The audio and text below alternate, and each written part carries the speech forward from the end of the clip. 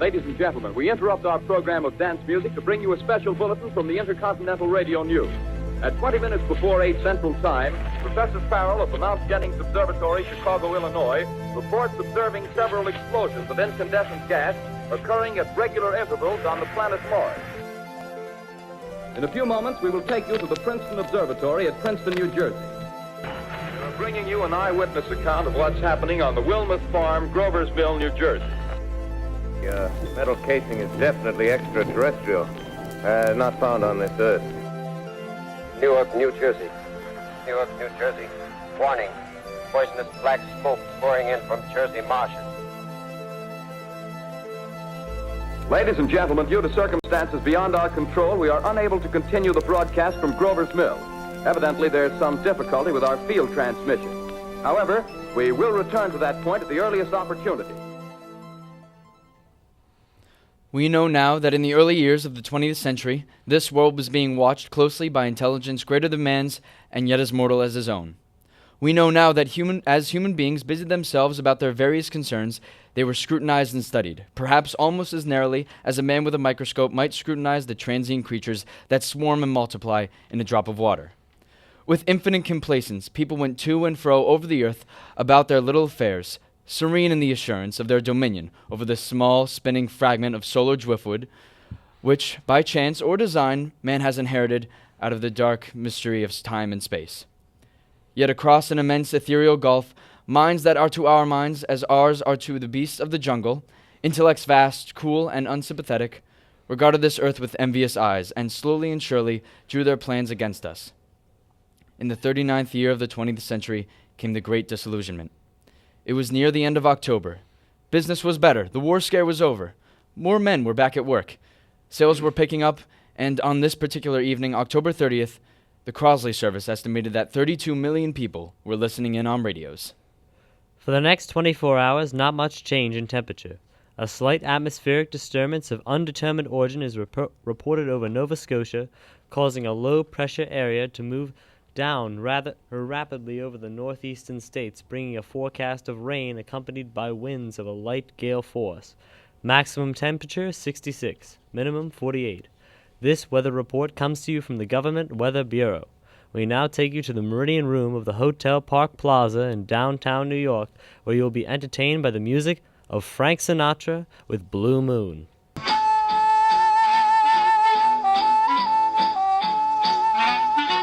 Good evening, ladies and gentlemen. From the Meridian Room in the Park Plaza in New York City, we bring you the music of Frank Sinatra and his orchestra. With a touch of New York class, Frank Sinatra leads off with Blue Moon.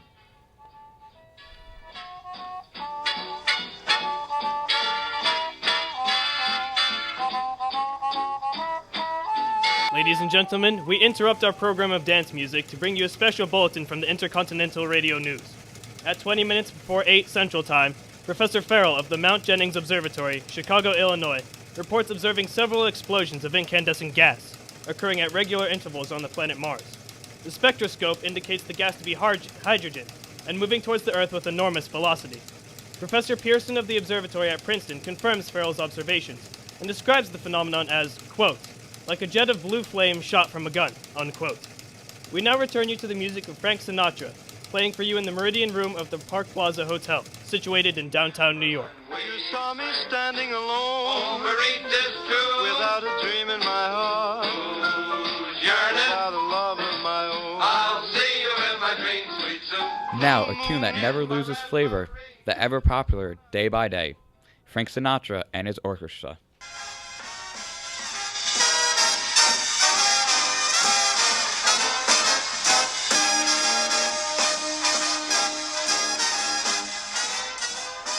Ladies and gentlemen, following the news given in our bulletin a moment ago, the Government Meteorological Bureau has requested the large observatories of the country to keep an astronomical watch on any further disturbances occurring on the planet Mars.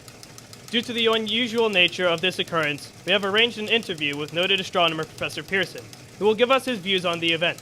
In a few moments, we will take you to the Princeton Observatory at Princeton, New Jersey. We return you, until then, to the music of Frank Sinatra and his orchestra. To my devotion, it's deeper, dear, by far than We are now ready to take you to the Princeton Observatory at Princeton, where Carl Phillips, our commentator, will interview Professor Richard Pearson, famous astronomer. We take you now to Princeton, New Jersey. Good evening, ladies and gentlemen. This is Carl Phillips speaking to you from the observatory at Princeton. I am standing in a large semicircular room, pitch black except for an oblong split in the ceiling. Through this opening, I can see a sprinkling of stars that cast a kind of frosty glow over the intricate mechanism of the huge telescope. The ticking sound you hear is the vibration of the clockwork. Professor Pearson stands directly above me on a small platform, peering through a giant lens. I ask you to be patient, ladies and gentlemen, during any delay that may arise during our interview. Besides his ceaseless watch of the heavens, Professor Pearson may be interrupted by telephone or other communications. During this period, he is in constant touch with the astronomical centers of the world. Professor, may I begin our questions? At any time, Mr. Phillips. Professor, would you please tell us, our radio audience, exactly what you see as you observe the planet Mars through your telescope? Nothing unusual at the moment, Mr. Phillips. A red disk swimming in a blue sea. Transverse stripes across the disk. Quite distinct now because Mars happens to be the point nearest the Earth. In opposition, as we call it. In your opinion, what do these transverse stripes signify, Professor Pearson? Not canals, I can assure you, Mr. Phillips. Although that's the popular conjecture of those who imagine Mars to be inhabited. From a scientific viewpoint, the stripes are merely the result of atmospheric conditions peculiar to the planet. Then you're quite convinced as a scientist that living intelligence as we know it does not exist on Mars?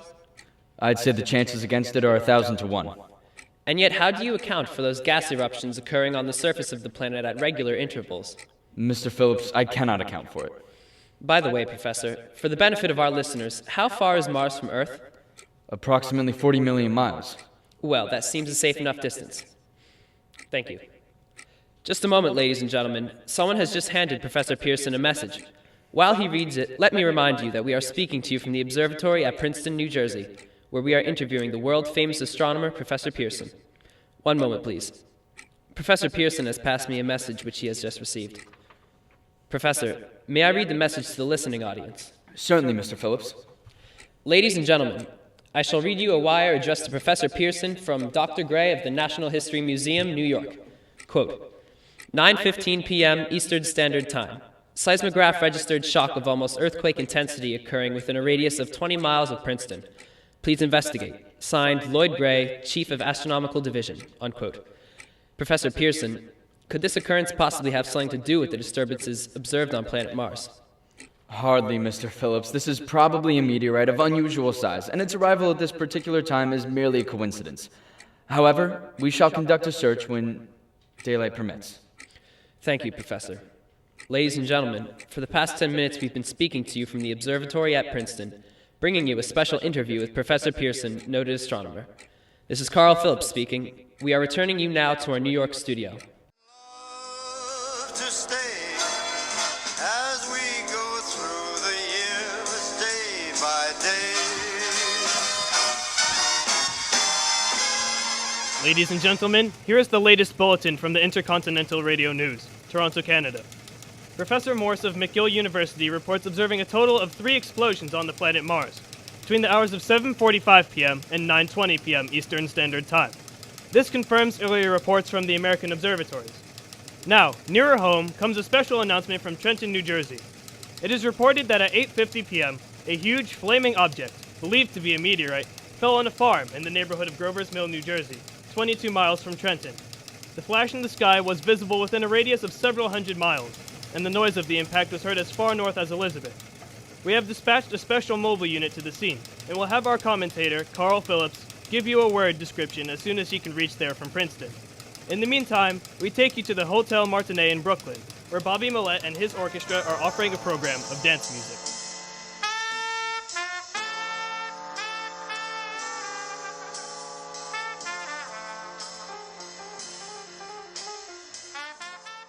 We take you now to Grover's Mill, New Jersey.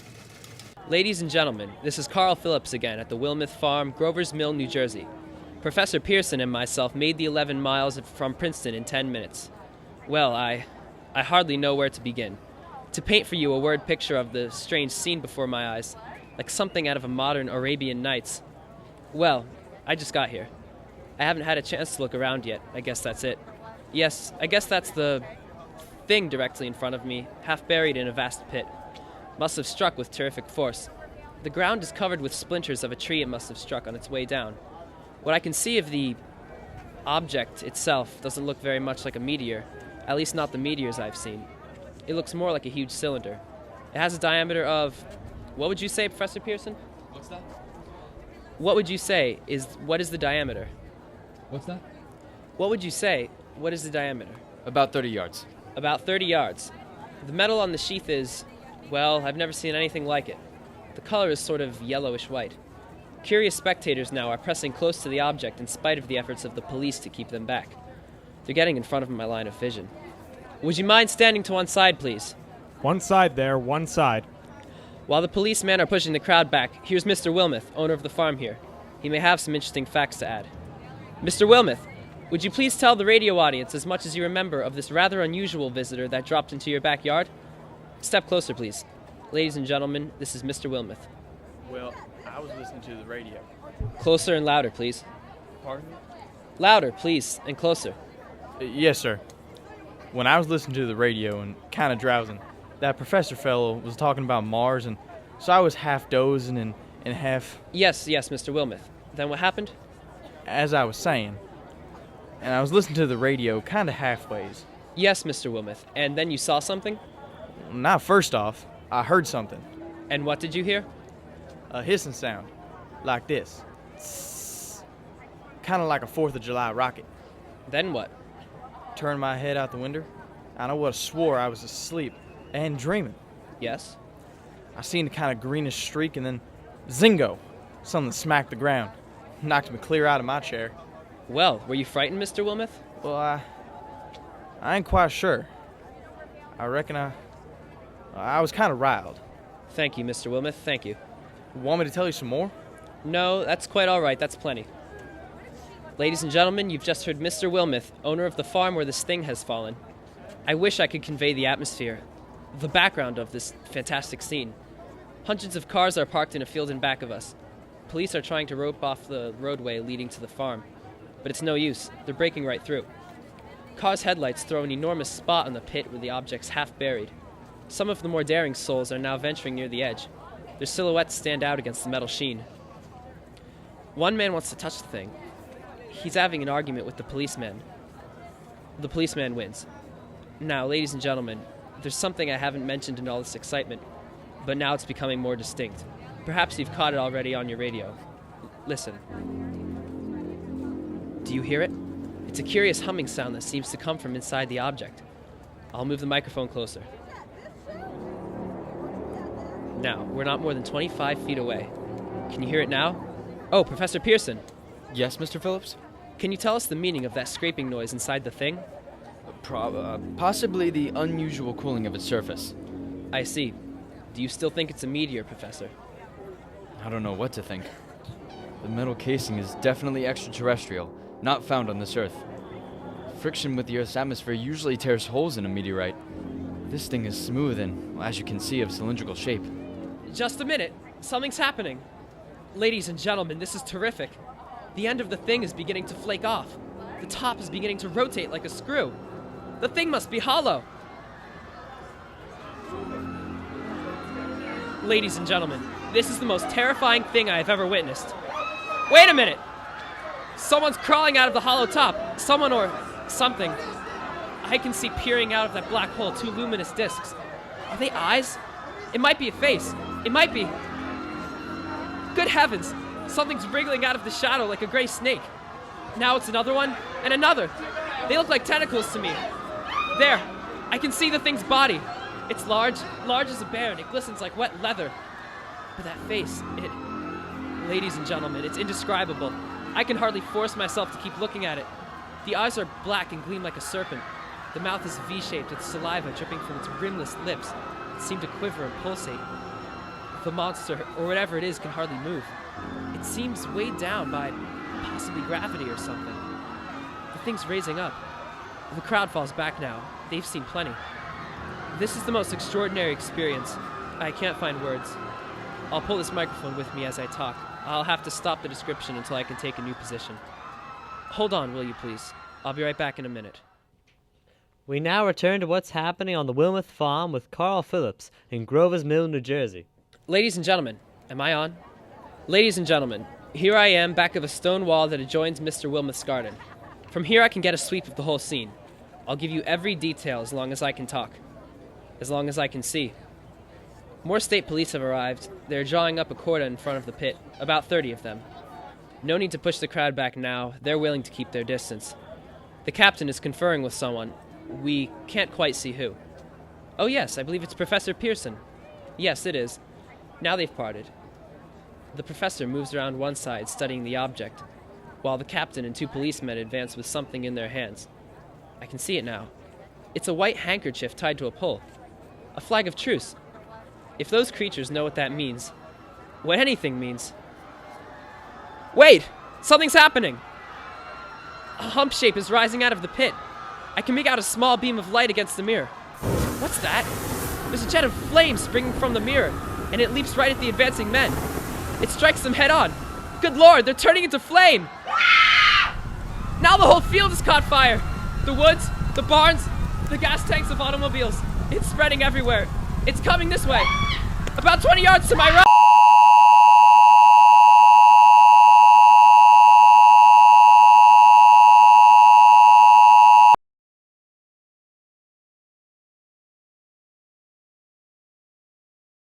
Ladies and gentlemen, due to circumstances beyond our control, we are unable to continue our broadcast from Grover's Mill. Evidently, there's been some difficulty with our field transmission. However, we will return to that point at the earliest opportunity. In the meantime, we have a late bulletin from San Diego, California. Professor Inkelkoffer, speaking at a dinner in the California Astronomical Society, expressed the opinion that the explosions on Mars are undoubtedly nothing more than a severe volcanic disturbance on the planet's surface. We now continue with our piano interlude.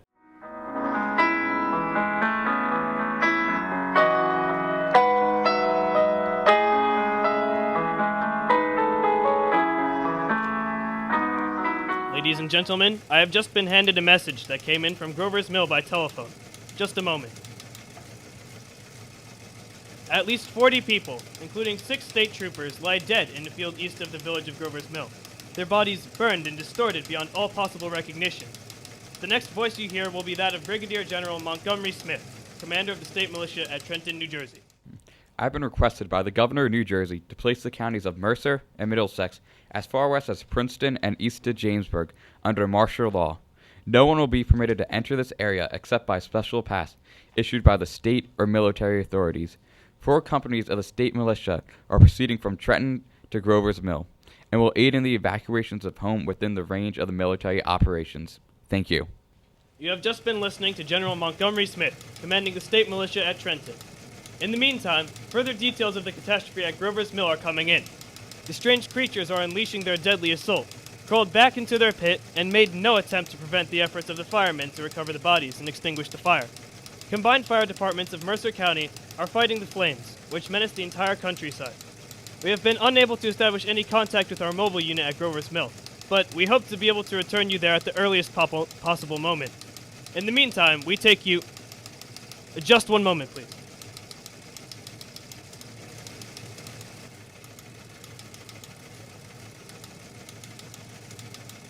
Ladies and gentlemen, I have just been informed that we have finally established communication with an eyewitness of the tragedy.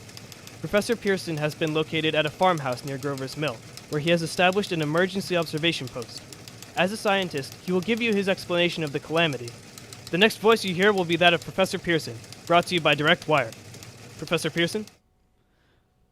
Of the creatures in the rocket cylinder at Grover's Mill, I can give you no authoritative information, either as to their nature, their origin, or their purposes here on Earth. Of their destructive instrument, I might venture some conjectural explanation. For want of a better term, I shall refer to the mysterious weapon as a heat ray. It's all too evident that these creatures have scientific knowledge far in advance of our own. It is my guess that in some way they are able to generate an intense heat in the chamber of a practically absolute non-conductivity. This intense heat they project in a parallel beam against any object they choose, by means of a polished parabolic mirror of unknown composition, such as the mirror of a lighthouse projects a beam of light. That is my conjecture on the origin of the heat ray. Thank you, Professor Pearson. Ladies and gentlemen, here is a bulletin from Trenton. It is a believed statement informing us of that the charred body of Carl Phillips has been identified in a Trenton hospital. Now, here's another bulletin from Washington, D.C. Office of the Director of the National Red Cross reports that 10 units of the Red Cross emergency workers have been assigned to the headquarters of the state militia, stationed outside Grover's Mill, New Jersey. Here's a bulletin from the state police, Princeton Junction. The fires at Grover's Mill and vicinity are now under control. Scouts report all quiet in the pit and no sign of life appearing from the mouth of the cylinder. And now, ladies and gentlemen, we have a special statement from Mr. Harry McDonald, Vice President in charge of operations. We have received a request from the militia at Trenton to place at their disposal our entire broadcasting facilities. In view of the gravity of the situation, and believing that radio has a responsibility to serve in the public interest at all times, we are turning over our facilities to the state militia at Trenton. We take you now to the field headquarters of the state militia near Grover's Mill, New Jersey. This is Captain Lansing of the Signal Corps, attached to the state militia, now engaged in military operations in the vicinity of Grover's Mill. Situations arising from the reported presence of certain individuals of unidentified nature is now under complete control. The cylindrical object, which lies in a pit directly below our position, is surrounded on all sides by 8 battalions of infantry, without heavy field pieces, but adequately armed with rifles and machine guns. All cause for alarm, if such cause ever existed, is now entirely unjustified. The things, whatever they are, do not even venture to poke their heads above the pit. I can see their hiding place plainly in the glare of the searchlights here. With all their reported resources, these creatures can scarcely stand up against heavy machine gun fire. Anyway, it's an interesting outing for the troops. I can make out their khaki uniforms, crossing back and forth in front of the lights.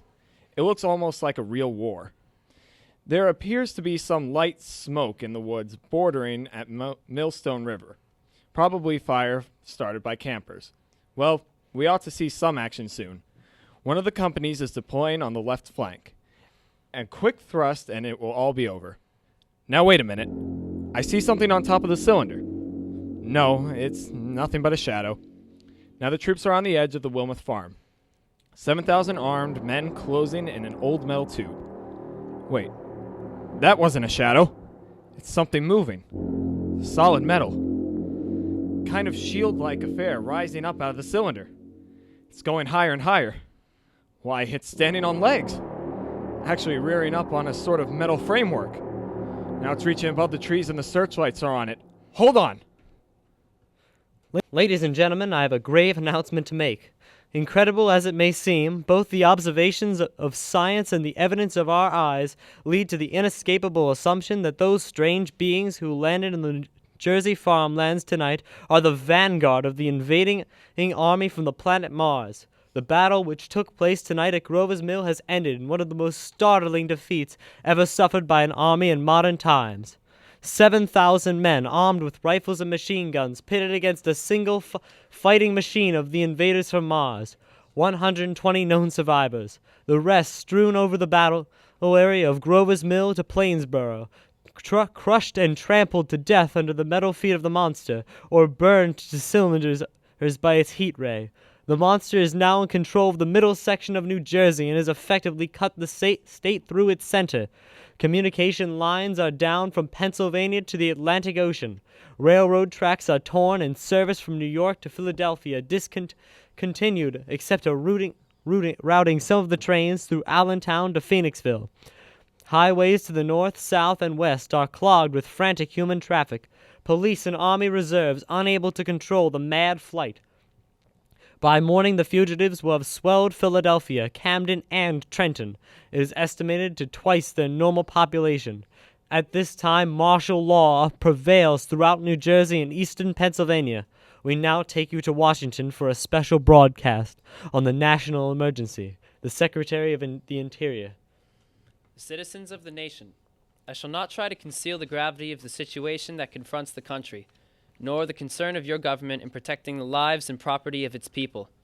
However, I wish to impress upon you, private citizens and public officials, all of you, the urgent need of calm and resourceful action. Fortunately, this formidable enemy is still confined to a comparatively small area, and we may place our faith in the military forces to keep them there. In the meantime, placing our faith in God, we must continue the performance of our duties, each and every one of us, so that we may confront this destructive adversary with a nation united, courageous, and consecrated to the preservation of human supremacy on this earth. I thank you.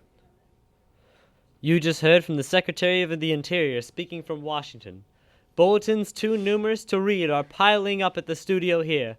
We are informed that the central portion of New Jersey is blacked out from radio communication due to the effect of the heat ray upon power lines and electrical equipment.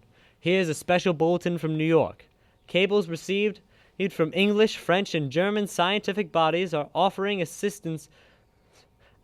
Astronomers report continuing gas outbursts at regular intervals on the planet Mars. Majority of voice opinion that the enemy will be reinforced by additional rocket machines. Attempts to locate Professor Pearson of Princeton, who has observed the Martians at close range. It is feared that he was lost in recent battle. Langham Field, Virginia.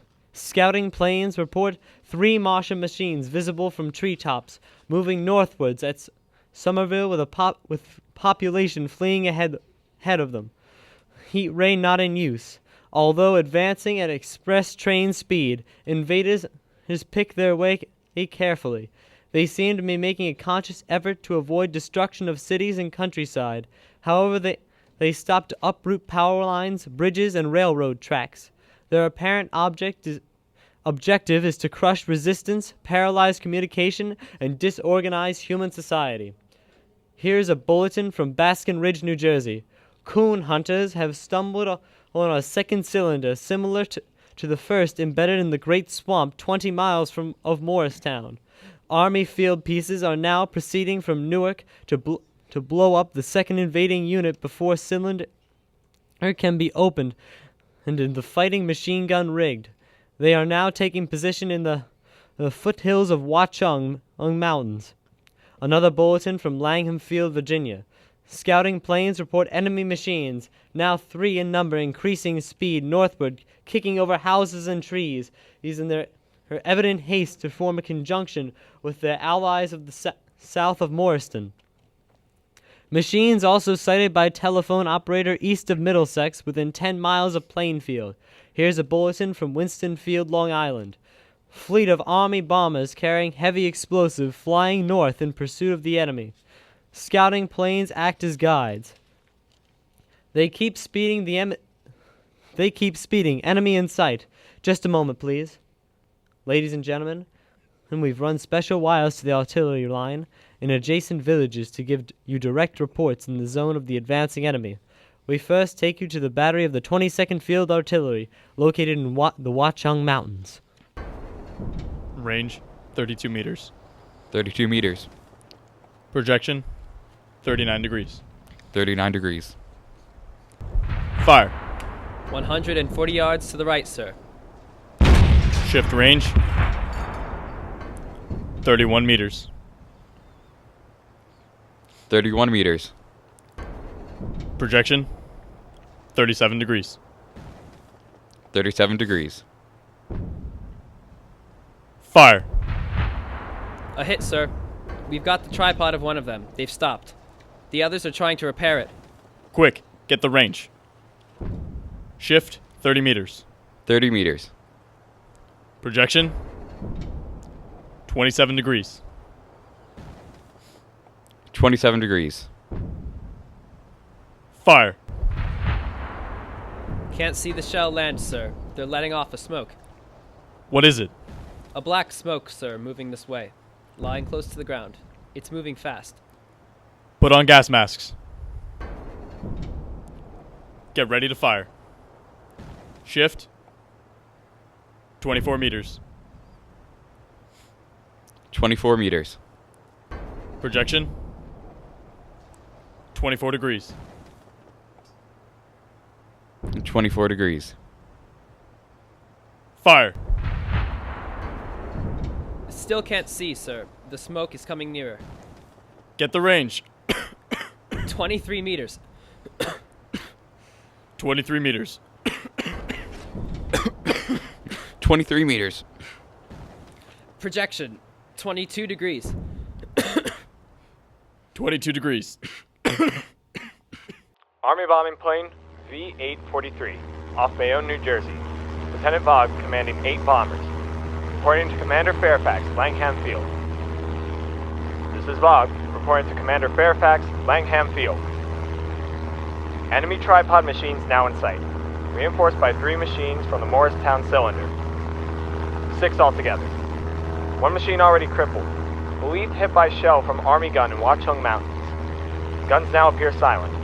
A heavy black fog hanging close to the earth. Of extreme density, nature unknown. No sign of heat ray.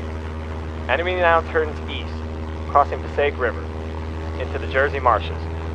Another straddles the Pulaski Skyway.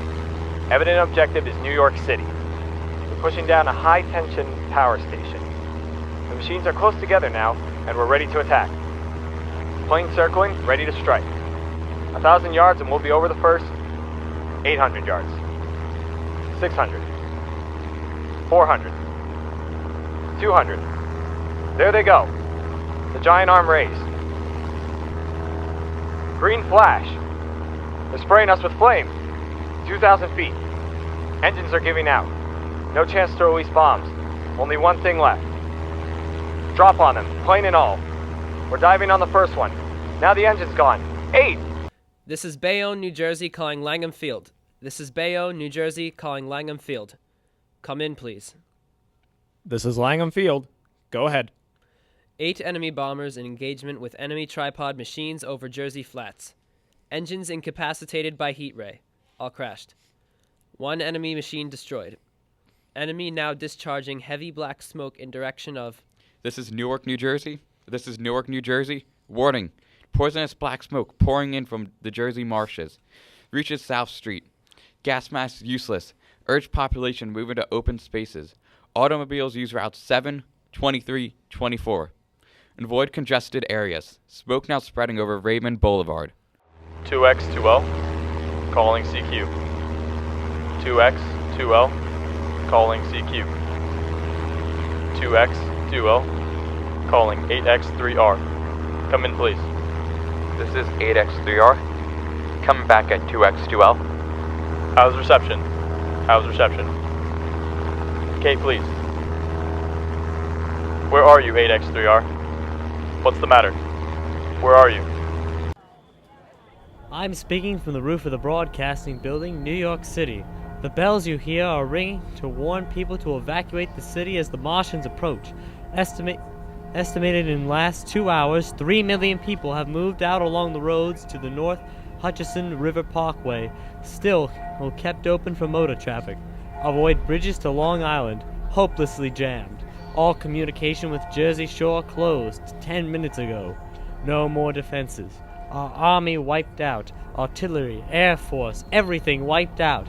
This may be the last broadcast. We'll stay here till the end. People are holding service below us in the cathedral. Now I look down to the harbor.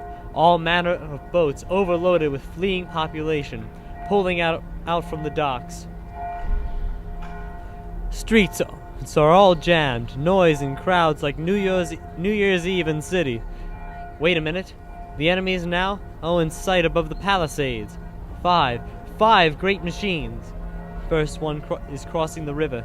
I can see it from here, wading in the Hudson like a man wading through a brook. A bulletin's handed me. The Martian cylinders are falling all over this country. One outside Buffalo, one in Chicago, St. Louis. It seems to be timed and spaced. Now the first machine reaches the shore. He stands watching, looking over the city. His steel, cowlish head is even with the skyscrapers. He waits for the others.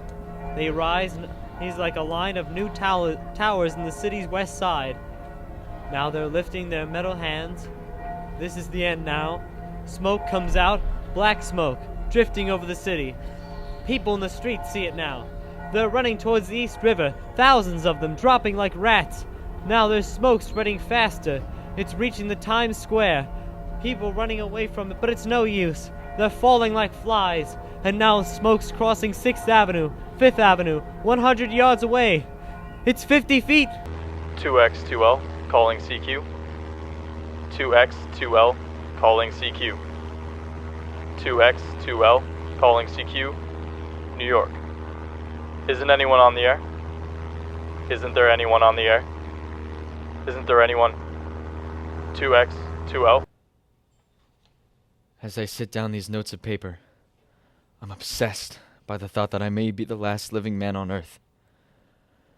I've been hiding in this empty house near Grover's Mill, a small island of daylight cut off by the black smoke from the rest of the world. All that happened before the arrival of these monstrous creatures in the world now seems part of another life. A life that has no continuity with the present, furtive existence of the lonely derelict who pencils these words on the back of some astronomical notes bearing the signature of Richard Pearson. I look down at my blackened hands, my torn shoes, my tattered clothes, and I try to connect them with the professor who lives at Pearson, and who, on the night of October 30th, glimpsed through his telescope an orange splash of light on a distant planet. My wife, my colleagues, my students, my books, my observatory, my world. Where are they? Did they ever exist? Am I Richard Pearson? What day is it? 2 days exist without calendars? Does time pass when there is no human left to wind the clocks? In writing down my daily life, I tell myself, shall preserve the human history between these dark covers of this little book that was meant to be the record of movements of the stars. But to write, I must live, and to live, I must eat. I find moldy bread in the kitchen and an orange not too spoiled to swallow. I keep watch at the window. From time to time, I catch a sight of a Martian above the black smoke.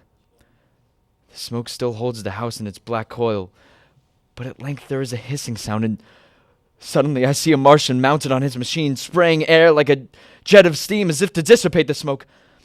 I watch in a corner as his huge metal legs nearly brush against the house. Exhausted by terror, I fall asleep. It's morning. Morning. Sun streams in the window. The black cloud of gas is lifted, and the scorched meadow to the north looks as though the black snowstorm just passed over them. I venture from the house and make my way to a road. No traffic. Here and there a wrecked carriage, baggage overturned, a blackened skeleton. I push on north. For some reason, I feel safer traveling these monsters and running away from them. And I keep careful watch. I've seen the Martians feed. Should one of their machines appear over the top of the trees, I'm ready to fling myself flat on the earth. I come to a chestnut tree.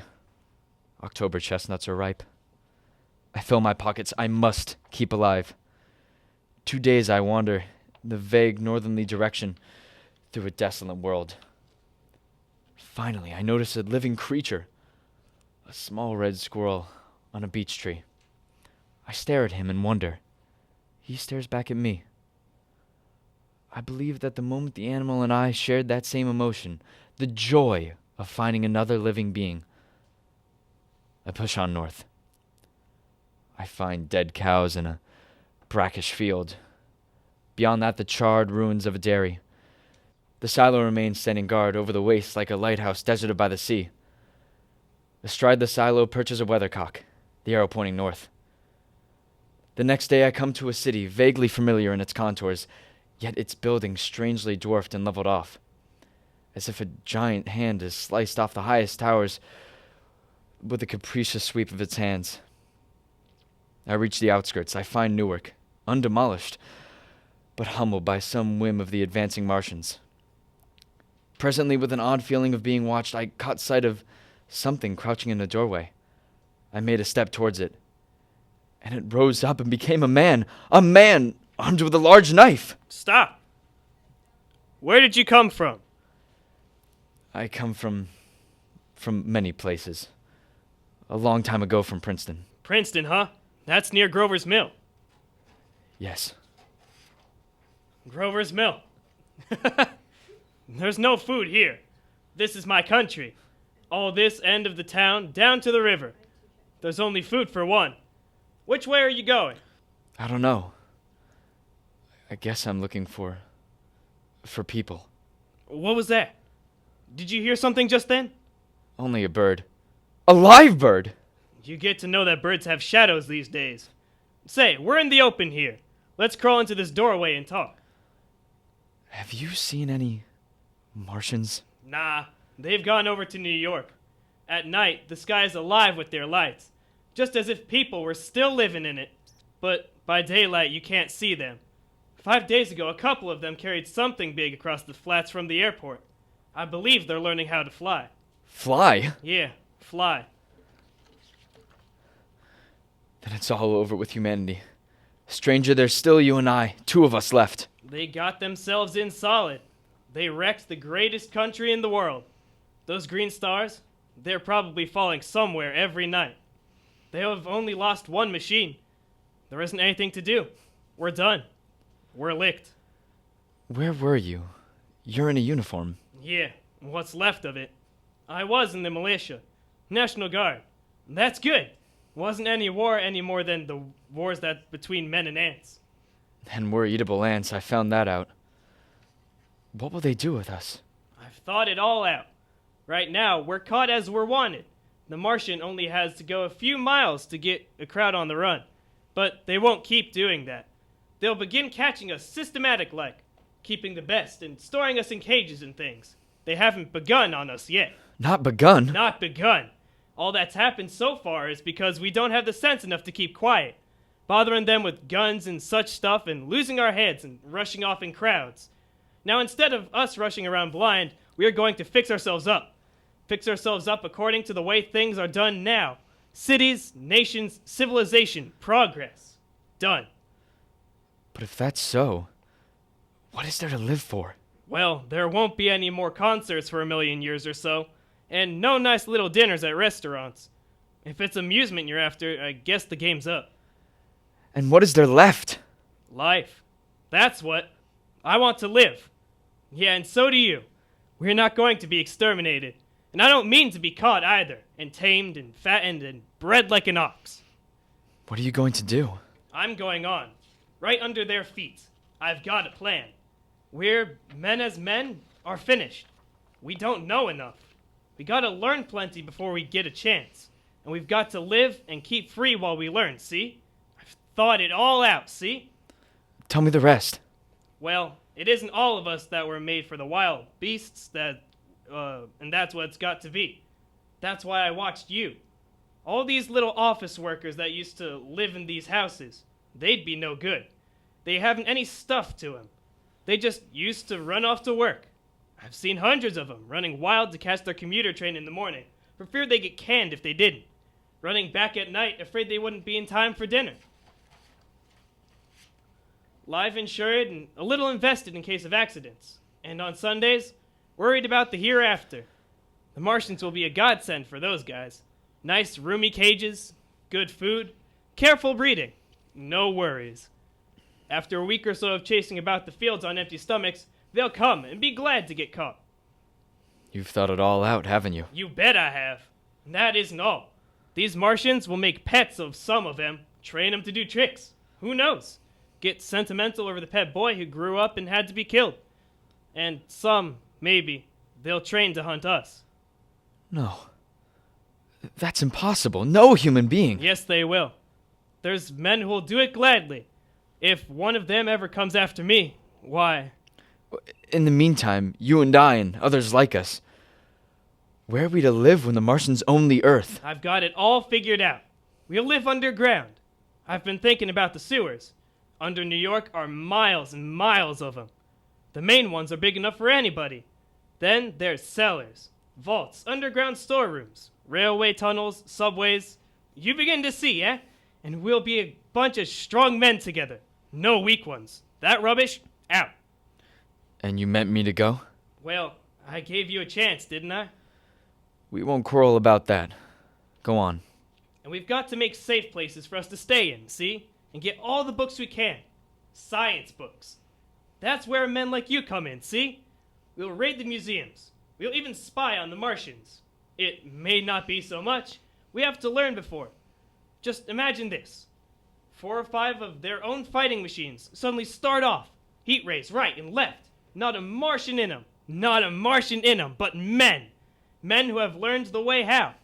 It may even be in our time. Gee, imagine having one of them lovely things with its heat ray wide and free. We'd turn it on the Martians, we'd turn it on men. We'd bring everybody down to their knees. That's your plan. You and me, and a few more of us. We'd own the world. I see. Say, what's the matter? Where are you going? Not to your world. Goodbye, stranger. After parting with the artillerymen, I came at last to the Holland Tunnel. I entered that silent tube, anxious to know the fate of the great city on the other side of the Hudson. Cautiously, I came out of the tunnel and made my way up Canal Street. I reached 14th Street, and there again were black powder and several bodies, and an evil, ominous smell from the grates of the cellars of some of the houses. I wandered through the 30s and 40s. I stood alone on Times Square. I caught sight of a lean dog running down 7th Avenue with a piece of dark brown meat in his jaws and a pack of starving mongrels at his heels. He made a wide circle around me, as though he feared I might prove to be a fresh competitor. I walked up Broadway Street in the directions of that strange powder, past silent window shops displaying their mute wares to empty sidewalks, past the Capitol Theater, silent, dark, past a shooting gallery, where a row of empty guns faced an arrested line of wooden ducks. Near Columbus Circle, I noticed models of 1939 motor cars in the showrooms facing empty streets. From over the top of the General Motors building, I watched a flock of black birds circling the sky. I hurried on. Suddenly, I caught sight of a hood of a Martian machine standing somewhere in Central Park, gleaming in the afternoon sun. An insane idea. I rushed recklessly across Columbus Circle and into the park. I climbed a small hill over the pond in 16th Street. From there I could see, standing in a silent row along the Mall, 19 of those grand metal titans. Their cowls empty, their great steel arms hanging listlessly by their sides. I looked in vain for the monsters that inhabit those machines.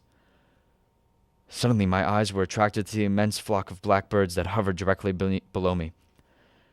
They circled to the ground, and there before my eyes, stark and silent, lay the Martians, with hungry birds pecking and tearing brown shreds of flesh from their dead bodies.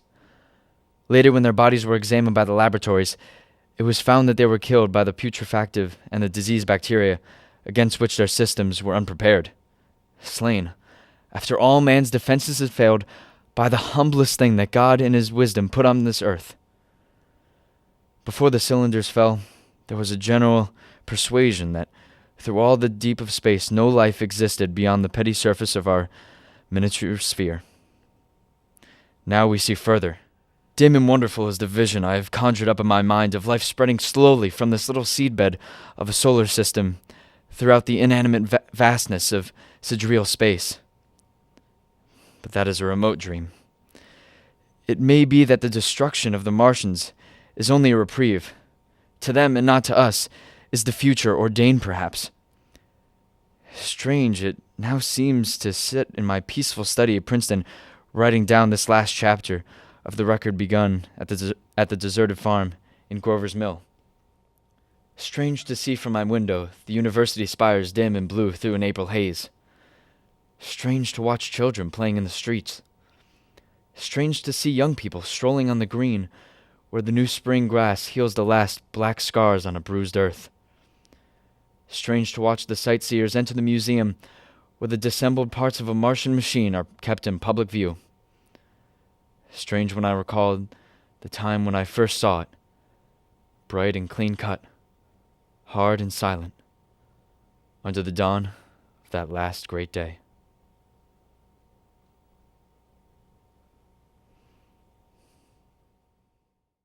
This is Emily Rosado, the director of tonight's production, here to assure you that War of the Worlds has no further significance than as the holiday offering it was intended to be.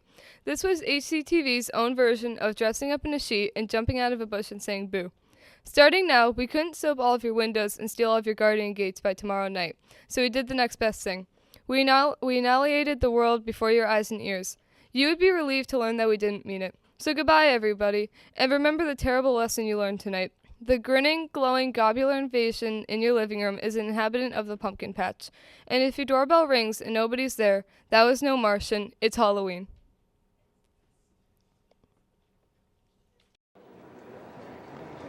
Do you want me to speak now? I'm sorry.